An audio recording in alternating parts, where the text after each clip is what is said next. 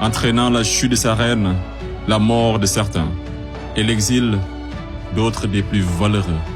Ce fut l'effondrement d'une civilisation qui aura duré des décennies, une histoire plagiée et falsifiée. Fin de l'histoire. Monsieur le Président, je mesure combien il est difficile pour un jeune avocat d'Afrique, sans aucune expérience et qui n'a nulle connaissance des affaires géopolitiques, de plaider pour la mère Afrique contre l'une des mafias les plus dangereuses au monde, la France-Afrique.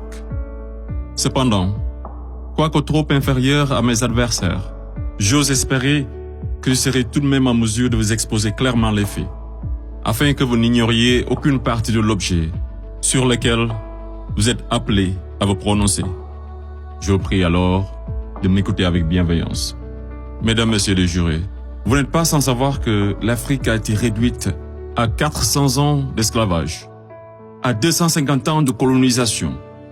Et aujourd'hui encore, l'Afrique est sous la domination de ces délinquants, ces va-t-en-guerre, criminels en col blanc, ces salauds et mafieux de la pire espèce. Objection! Objection rejetée. Modérez votre langage. Désolé, Monsieur le Président. Le plus grand mal de l'Afrique, je n'ai pas peur de le dire, c'est les multinationales françaises, telles qu'Areva, Bouygues, Bolloré, Total et consorts, qui se cachent souvent derrière les dirigeants français, dont elles financent les campagnes. Et en contrepartie, ces derniers sont tenus de mettre la pression sur certains dirigeants africains, qui, de peur de finir comme un Thomas Sankara, ou un Sylvanus Olympio, ou encore un Muammar Kadhafi, pour ne citer que cela, se voient contraints de leur accorder le plus gros marché, sans passer par aucun appel d'offres, sans oublier toutes les mallettes d'argent qui sont envoyées en direction de l'Élysée, pendant que les pauvres Africains crèvent de faim dans les quartiers délabrés.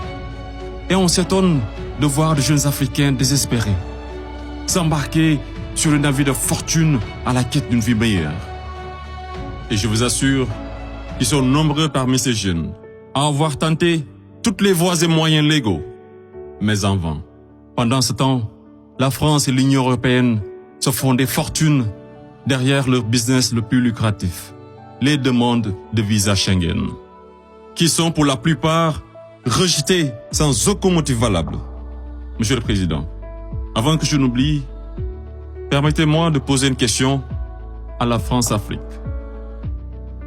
Parmi tous les leaders africains morts assassinés, pouvez-vous nous citer ne serait-ce qu'un qui fut réputé un grand ami de la France?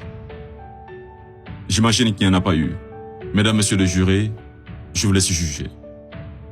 Monsieur le Président, j'accuse la France-Afrique, de crimes contre l'humanité, de crimes d'agression, de crimes économiques et d'avoir été derrière des crimes de génocide. La plupart des dirigeants français sous la Ve République me rappellent des propos d'un homme sage qui disait, je cite, « Les postes éminents rendent les grands hommes encore plus grands et les petits hommes encore plus petits. » Fin de citation.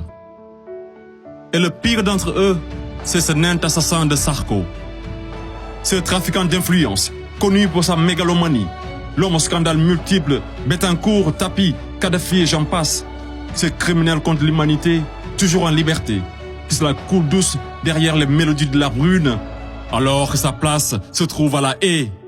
Vous lui direz que malgré tous ces mensonges, avec la complicité de certains médias, que le monde entier, et les Africains en particulier, connaissent toute la vérité sur les véritables raisons de l'assassinat de Kadhafi, sous les applaudissements de Bernard-Henri Lévy, et sur la chute orchestrée de Laurent Gbagbo, qui aurait commis un crime de lèse-majesté en voulant tout simplement ouvrir son pays à la concurrence internationale, en exprimant aussi sa volonté d'établir un rapport d'égal à égal avec la France, et en souhaitant revoir le contrat qui liait son pays à l'entreprise Bouygues. Bouygues, du fameux Martin Bouygues, un ami intime de Sarko, par ailleurs parrain de son fils du nom de lui, tous les deux impliqués dans le conflit ivoirien. Ce n'est pas un hasard. Mesdames, Messieurs les jurés, ai-je besoin d'en rajouter un mot pour que vous compreniez ce jeu d'échecs qui se joue sur le dos de pauvres Africains? alors qu'ils doivent tout à l'Afrique. C'est grâce aux Africains que vous avez une république que vous appelez la France. C'est grâce aux Africains que vous êtes enrichis. C'est grâce aux Africains que vous avez aujourd'hui votre statut de 5e puissance mondiale avec un droit de veto au sein de l'ONU. Et c'est encore grâce aux Africains que vous avez 2 Coupes du Monde à votre compteur. Qu'attendez-vous encore des Africains?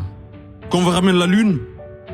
Ayez au moins un peu de décence et respectez les Africains, surtout les Noirs et les Arabes qui vivent en France.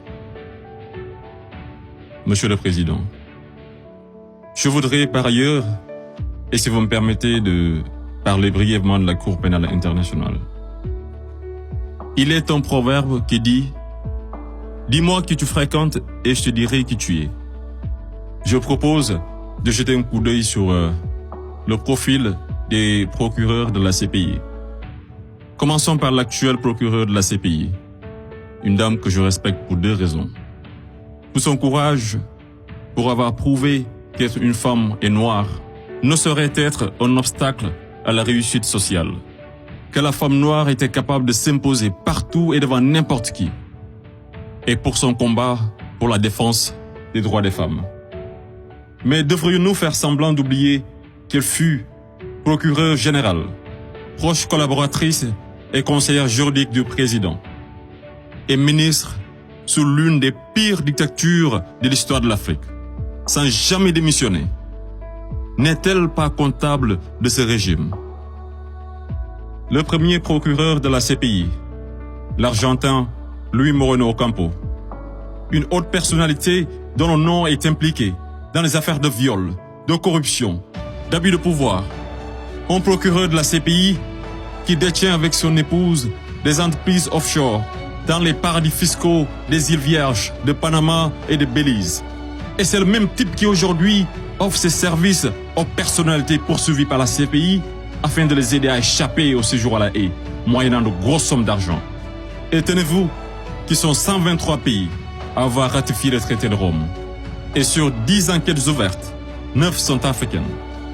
Je me pose la question à savoir, sommes-nous dans une cour pénale internationale ou africaine? Voilà une cour qui représente pour les Occidentaux un instrument d'oppression et de domination des Africains et de leurs dirigeants.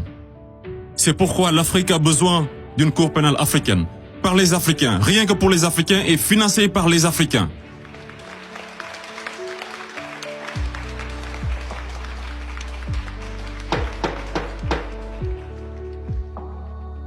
Monsieur le Président, je ne suis qu'un jeune ignorant qui ne prétend point détenir toute la vérité. C'est pourquoi je vous apporte des documents qui vous permettront d'y voir un peu plus clair. À l'exemple de cette copie d'une conférence de François-Xavier Verschave intitulée « De la France-Afrique à la Mafia-Afrique ». Je salue également le courage de ces hommes et femmes de valeur qui osent lever leur voix pour défendre les intérêts de l'Afrique. Je pense au grand Kémy Séba avec l'ONG Urgence panafricaine. Je pense également à notre frère Claudie, à Fatou Diom, au grand Youssou N'Dour, à notre maman Angélique Kidjo, et d'autres artistes des plus engagés, comme Alpha Blondy et Tiken Jah Fakoly, pour ne citer que cela. Sans oublier toutes ces personnalités qui œuvrent pour la promotion des jeunes et des femmes, à l'égard du docteur Anta Sané et bien d'autres femmes de valeur. Monsieur le Président, loin de moi l'idée de proliférer des menaces. Mais si par malheur, la France-Afrique est aujourd'hui acquittée, sachez que la jeunesse africaine l'obligera à quitter. Elle se mobilisera davantage et réunira toutes ses forces vives, hommes et femmes de valeur, sans exception d'âge, intellectuels, sportifs de haut niveau, artistes de renommée internationale et sympathisants de l'Afrique. Et tous mèneront une campagne dévastatrice par tous les moyens pacifiques afin de dégager un par un ces bénéwiwi, présidents marionnettes de la France-Afrique, en faveur de vrais leaders panafricains véridiques qui auront le courage de mettre fin à la domination de cette mafia et qui décideront de la fin de la plus grosse arnaque de l'histoire, le franc CFA.